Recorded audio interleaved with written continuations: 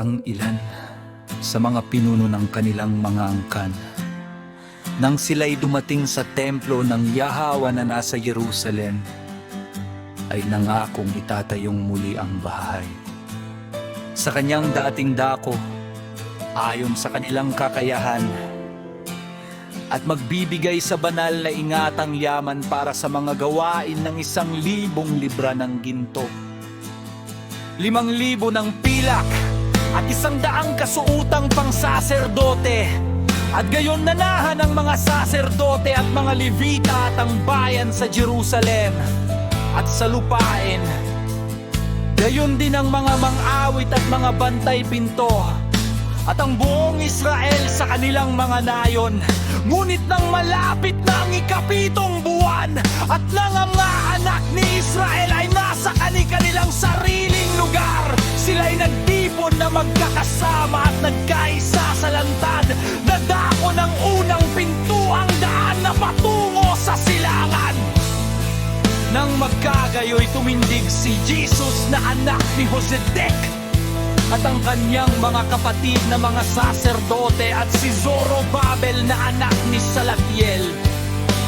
at ang kanyang mga kapatid, at inihanda ang dambana ng alaya ng Israel upang maghandog ng mga handog na susunugin doon ayon sa tahasang iniutos sa aklat ni Moises na lalaki ng alaya. At may mga nakipisan sa kanila mula sa ibang mga bansa ng lupain at kanilang itinayo ang dambana sa kanyang sariling dako, sapagkat ang lahat ng mga bansa ng lupain ay may pagkabuod sa kanila. At pinighati sila at sila'y naghandog ng mga hain ayon sa panahon at mga handog na susunugin sa alahaya. Yahweh kabuhat sa umaga at sa hapon. Gayon din ipinagdiwang nila ang kapistahan ng mga tabernakulo ayon sa iniutos sa kautusan at naghandog ng mga hain araw-araw gaya ng nararapat.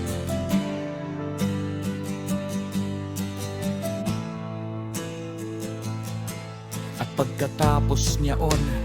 ang mga palaging handog at ang hain ng mga Sabat at ng mga bagong buwan at ng lahat ng mga banal na kapistahan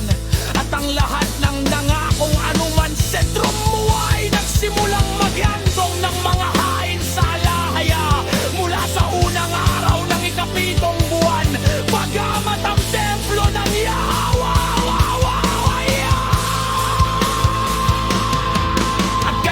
ibinigay sa mga kantero at mga alugiyang salapi, pagkain at inumin ng may kagalakan. Sa mga taga-Sidon, gayon din sa Tiro, ay kanilang ibinigay ng mga karo upang sila'y makapagdala ng mga punong sedro mula sa Libano na dapat dalhin sa pamamagitan ng mga balsa sa daungan ng Yopa ayon sa ipinag-utos sa kanila ni Sira na hari ng mga Persa. At sa 2 taon at 2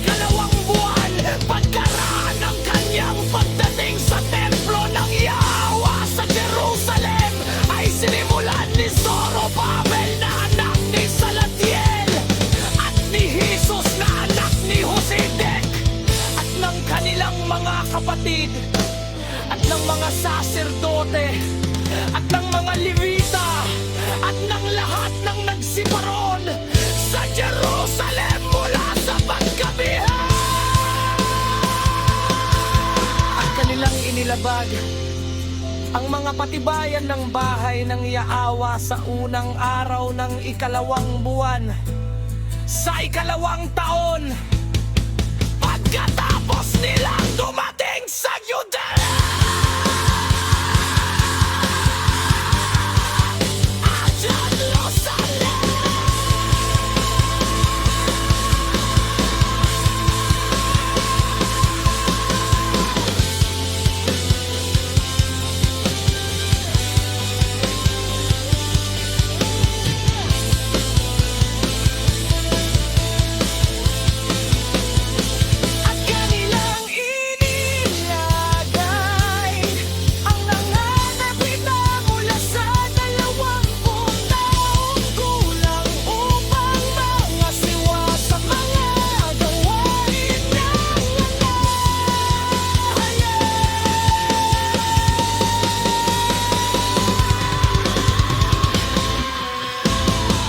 Nang magkagayoy, tumindig si Jesus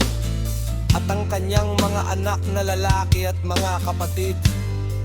at si Kadmiel na kanyang kapatid, at ang mga anak ni Madiabon,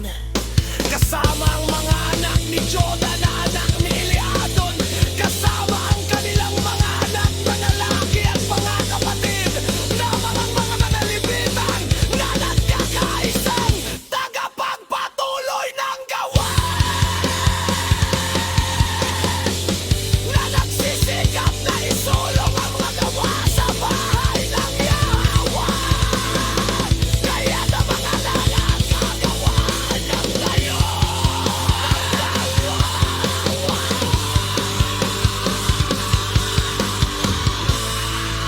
At ang mga saserdote ay nakatindig na nakasuot sa kanilang mga kasuutan na may mga panugtog at mga tampeta.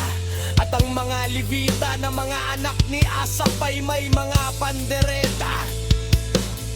na umaawit ng mga awit ng pasasalamat at nagpupuri sa alahaya ayon sa itinakda ni David na hari ng Israel. At sila'y umawit ng malakas na tinig ng mga awit upang purihin ang Yahweh, sapagkat ang kanyang